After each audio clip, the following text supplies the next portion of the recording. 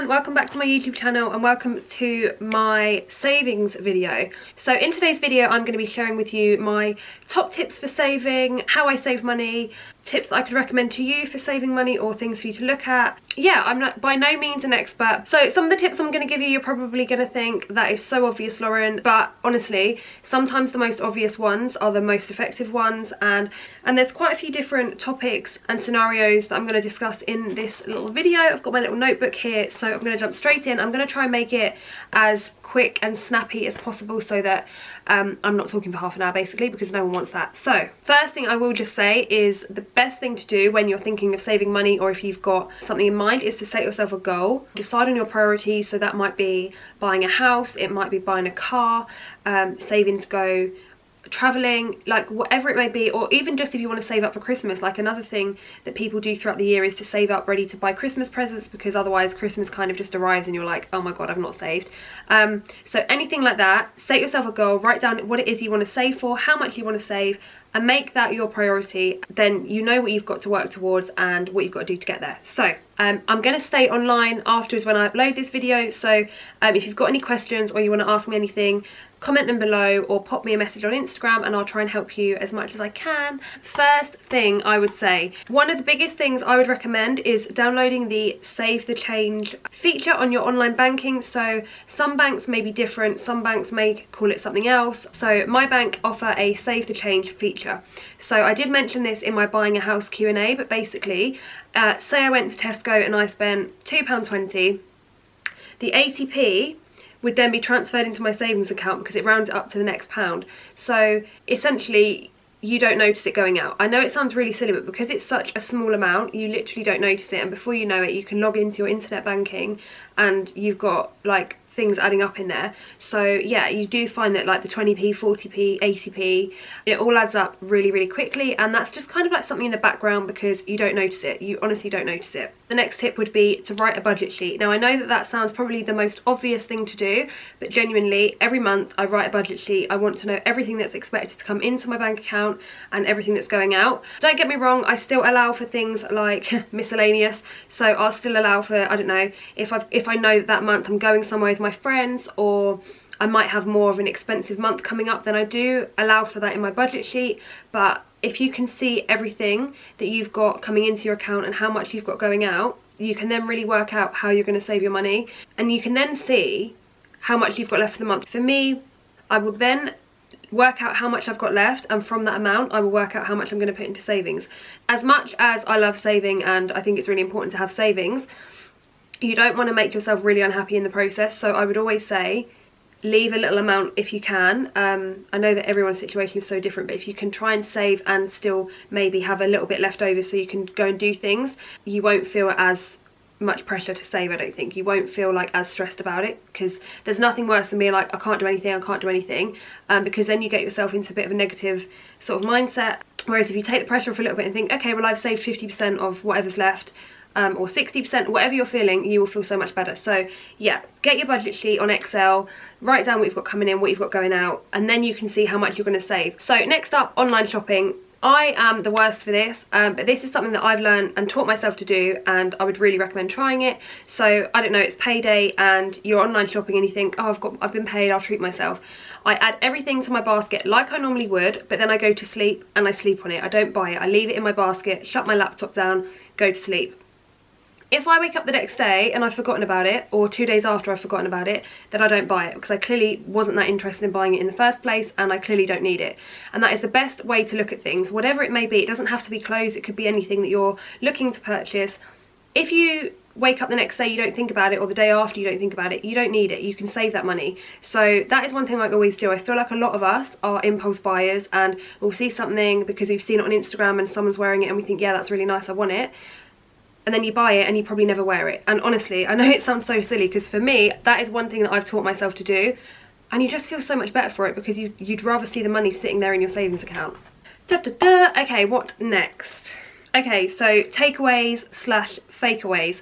So me and my friends are the worst for this. We always get takeaways, or we'll always go out for food. One thing that I have started to do is, if I'm really craving a takeaway, so if I want, I don't know, a curry, I know that it's going to be because I do order quite a lot. I know that it'll be at least £20–25. So now what I do is I'll go to the shop and I'll buy the ingredients to make it myself. So okay, we all love a takeaway sometimes, don't get me wrong, and let's be honest, sometimes a takeaway does taste better. Not always though.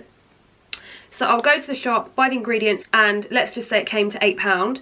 I know that I'd have been spending £20 on a takeaway, so that other £12 that I've technically saved, I'll move straight across to my savings and just treat it like, okay, I had a takeaway, that's the money I would have spent. So basically go out and buy the ingredients yourself. Sometimes it might not always be cheaper depending on what you'd normally have, because I know that there's a lot of good takeaway deals, but if you're with your friends, you can split the cost of buying the ingredients, have dinner, have them around your house for dinner if you can, or sit in their garden or whatever, and you are going to still save money. So whatever the difference would normally be between me buying the ingredients and buying a takeaway, I'll chuck it into my savings and it's gone, and I don't really think about it.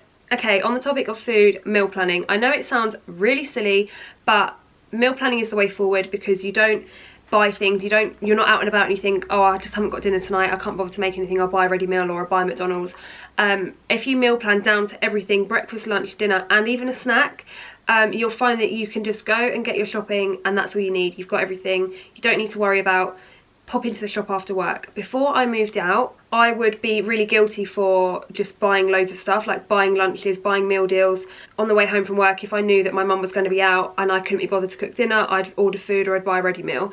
And that is like, you don't think it adds up, but £3 here, £2 there, £4 here, it all adds up so much over the course of a month and a year that actually it's just easier to meal plan. Poundland do a really good meal planner. It's obviously £1 and it's just like a little thing that goes on your fridge. It's got every single day on there, and breakfast, snack, lunch, snack, dinner.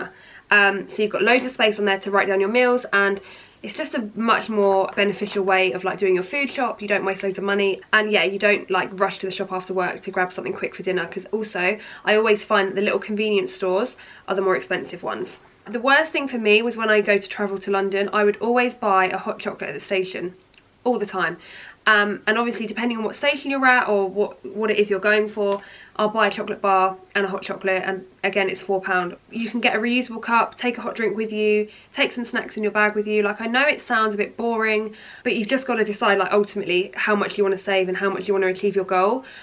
Like, I actually quite like the fact knowing that I always have snacks in my handbag now. Maybe because I eat a lot, but honestly, having food in and like not buying coffees out all the time and not buying food out all the time, you do notice it way more. You do like realise that you're not spending anywhere near as much money. So for me, I always prepare my lunch and everything in advance. I take snacks out with me. Things like that make a big difference. Like, little changes always make a big difference. Also, when you are out and about and you normally would, I don't know, if you commute to work and you normally would stand at the station and, like I said, get yourself a drink, just transfer that money across to your savings as well, just so you can see how much you would have been spending that's basically down the drain, and how much is now going to be in your savings, because that is the best feeling.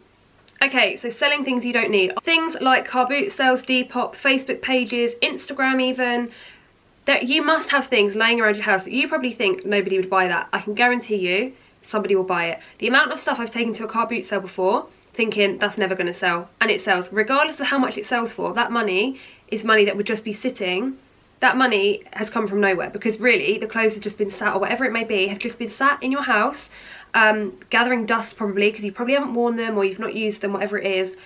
You go to a boot sale, you'll be amazed at what people buy. So I'm all for a boot sale. I love it, I'm not going to lie, and I'll be honest, I've never come away from a boot sale with less than £100, and I've taken some random stuff. So have a little bit of a clear out and see what you've got. You'll be very surprised. Even if you make £30, £40, it's money that you wouldn't have had.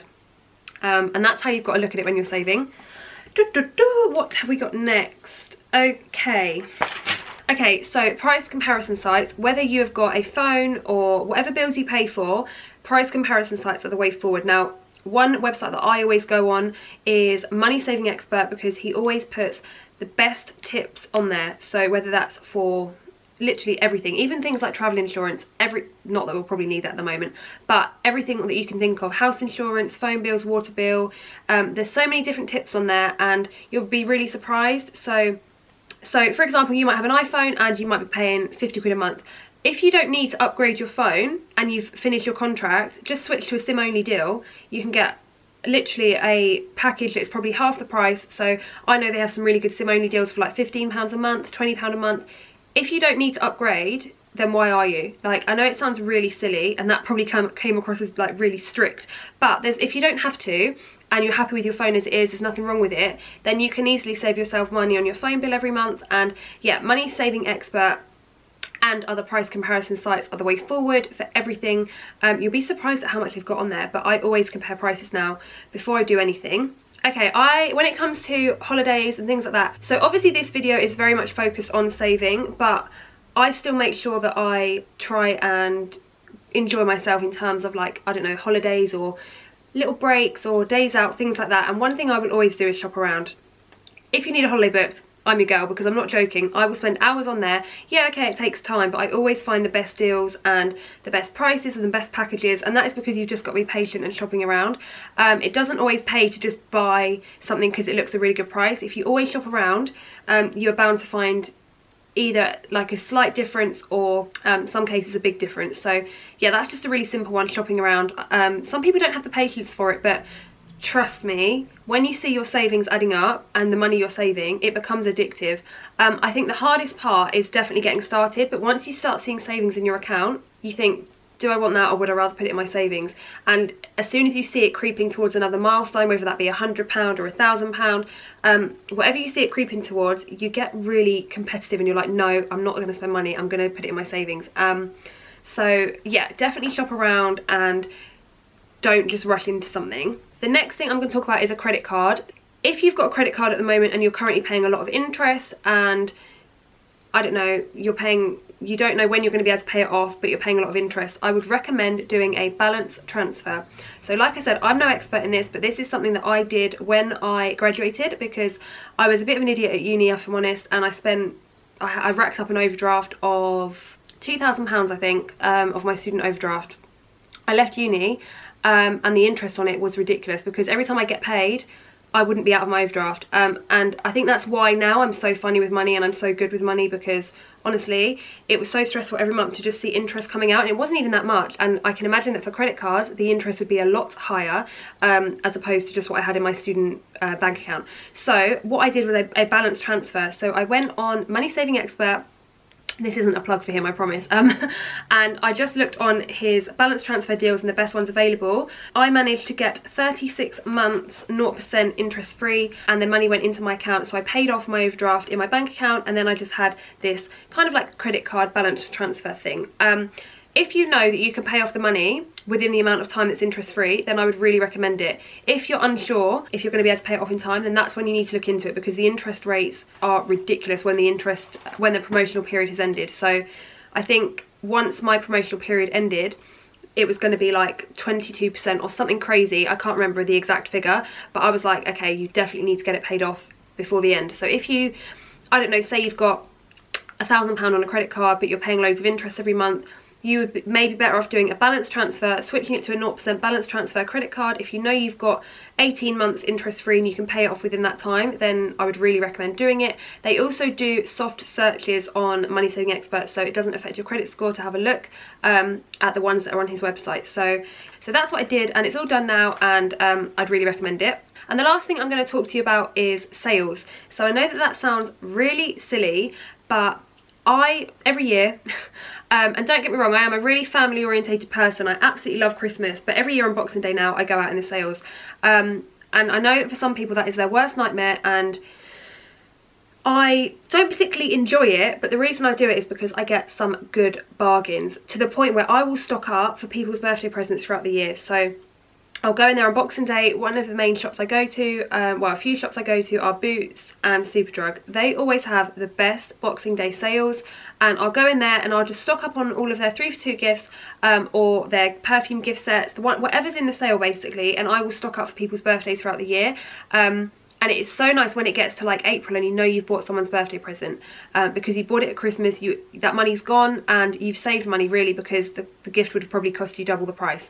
So if you can be bothered and you want to be really savvy, then I would recommend doing that. And also obviously just looking out for any sales throughout the year. It doesn't have to be Boxing Day, it could be Cyber Weekend, or like January sales, whatever kind of sales there are. It's always worth just thinking about in the back of your head, who have I got to buy presents for. So like I said to you, some of these tips probably are quite obvious, and some of them you're probably like, yeah, okay, that's really common sense, but they do work. So set yourself a goal.